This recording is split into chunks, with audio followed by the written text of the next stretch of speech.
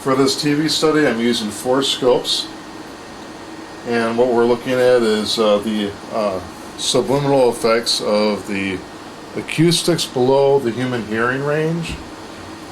This scope is for the displaying what television programming is being broadcast on the ATSC device. This is the spectrograph FFT style of the audio signal, and the actual audio signal in at the moment of recording above that. And this is a new spectrograph that I'm testing. It has a better history as well as a scope of the entire range that I'm looking at. And this is the date and time that you can observe the date and time that the programming was being broadcast, and also when an actual study observation is being conducted.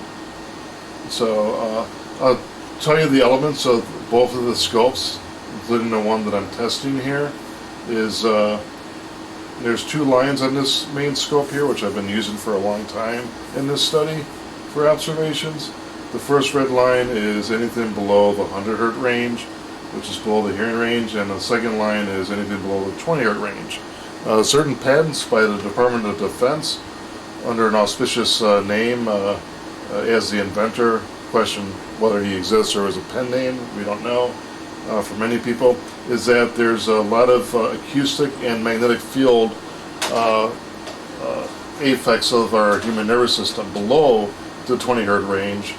And I've even started to observe with an EE machine that there's a lot of stuff that our nervous system responds to below the hearing ranges, which is below the 100 Hz range. The brighter the color, the stronger the signal is. And you can see that there's some stuff that extends below the 20 Hz range. That's in like the dark blue color to the brighter cyan color.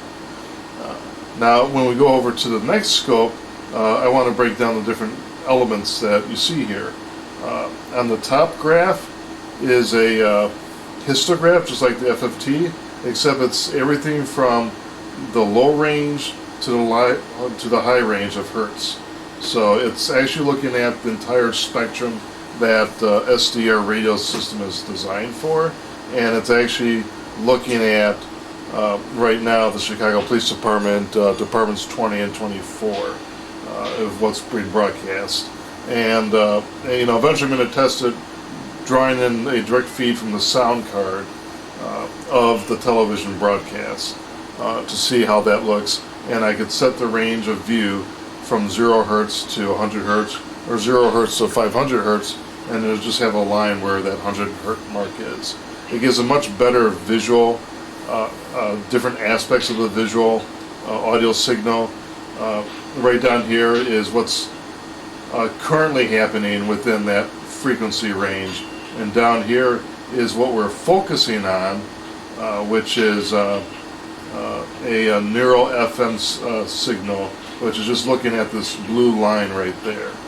And below that is the histograph of that live scope of that specific frequency range.